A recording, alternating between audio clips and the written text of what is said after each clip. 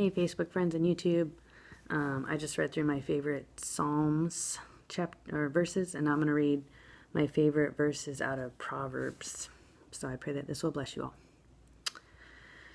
From Proverbs 1, to know wisdom and instruction, to perceive the words of understanding, to receive the instruction of wisdom, to give prudence to the simple. That's why these Proverbs were written. A wise man will hear and increase in learning. The fear of the Lord is the beginning of knowledge, but fools despise wisdom and instruction. It's funny that that's right in the first psalm, because it's like, are you going to be a wise person or a fool? So don't despise wisdom and instruction. Do not forsake the law of your mother. I thought that was good, because your mom probably taught you some things. Every mom teaches her kids something, so do not forsake the law of your mother. And I like that, it was a man who wrote this, so he's telling his son, don't forget what your mom taught you. I thought that was good. Wisdom calls aloud outside. She raises her voice in the open squares. I like that. Wisdom is a woman.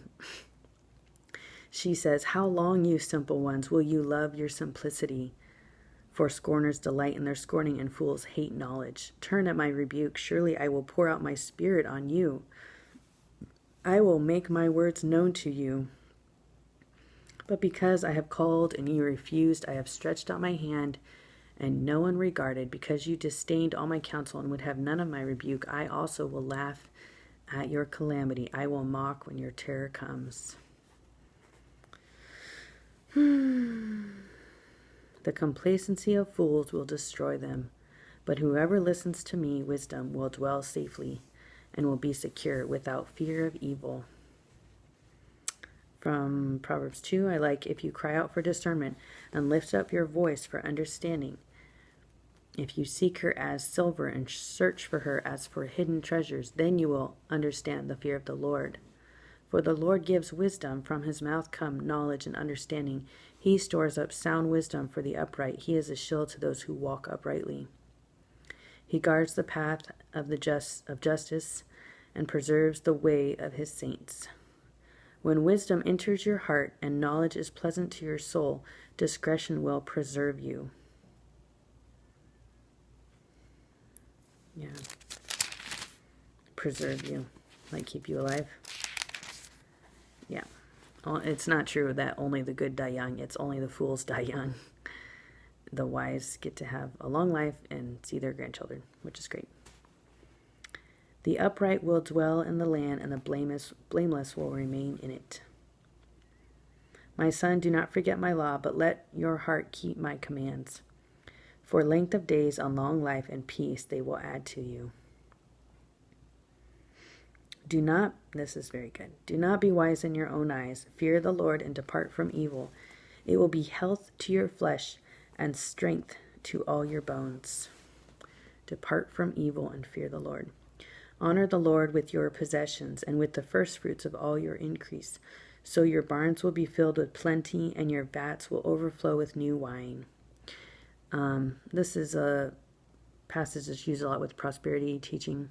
That doesn't mean that you need to give a lot to a church. It's really supposed to go to the poor. So if you want to give to World Vision, I do highly recommend that. And this is a promise that if you do give out of the first fruits, like some people give 10%, I think at least just giving like 5% is a good idea. But if you do, your barns will be filled with plenty, meaning God will increase the amount that you have left over in some way, like he'll give you a promotion at work or something.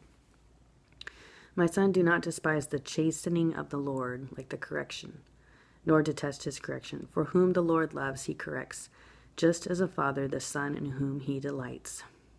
Happy is the man who finds wisdom and the man who gains understanding, for her benefits are better than the profits of silver. Length of days is in her right hand, and her left hand riches and honor. Keep sound wisdom and discretion, so they will be life to your soul.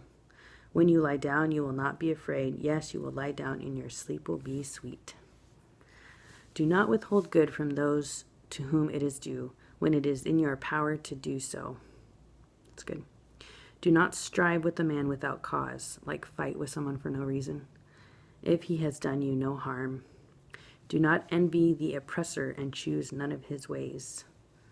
Like if your boss is really rich, don't envy him. And if he's a bad person, don't follow in his ways. That's what that means. Hear my son and receive my saying, and the years of your life will be many. My son, give attention to my words. Incline your ear to my sayings. Do not let them depart from your eyes. Keep them in the midst of your heart, for they are life to those who find them and health to all their flesh. So the wiser you are, the more healthy you will be. And that's very true. Amen. Rejoice with the wife of your youth. Yes. May you always be enraptured with her love. For why should you, my son, be enraptured by an immoral woman? That would be like pornography now. And be embraced in the arms of a seductress. And I've noticed, like, I just started this Facebook account, and my goodness, if you go to like add friends, it seems like half of the pictures are women that are not dressed very well. So that's just like everywhere now. So anyways, watch out for that. And yeah, I would just recommend that you just don't add friends and just accept people that are trying to add you as a friend. Because, man, there's a lot of women out there with, like, skanky pictures. So watch out for the immoral woman. For the ways of man are before the eyes of the Lord, and he ponders all his paths. And then this verse is kind of funny. From Proverbs 6, verse 6. Go to the ant, you sluggard. Consider her ways and be wise, which having no captain, overseer, or ruler, provides her supplies in the summer and gathers her food in the harvest. And then this verse is funny. How long will you slumber, O sluggard? When will you rise from your sleep? A little slumber, a little folding of the hands to sleep. So shall your poverty come on you like a prowler, and your need like an armed man. Yeah. 6 things the Lord hates. 7 are an abomination to him. A proud look, a lying tongue, hands that shed innocent blood. That'd be like abortion. A heart that devises wicked plans, feet that are swift and running to evil, a false witness who speaks lies, and one who sows discord among brethren, among Christians. So don't debate over stupid stuff, because God hates it when people sow discord. Okay, watch out for the flattering tongue of a seductress. Do not lust after her beauty in your heart, nor let her allure you with her eyelids, like women who wear a lot of makeup. For by means of a harlot, a man is reduced to a crust of bread. Yeah, and an adulteress will prey upon his precious life. Can a man take fire to his bosom and his clothes not be burned? Can one walk on hot coals and his feet not be seared? So is he who goes into his neighbor's wife. Whoever touches her shall not be innocent. Yeah, obviously.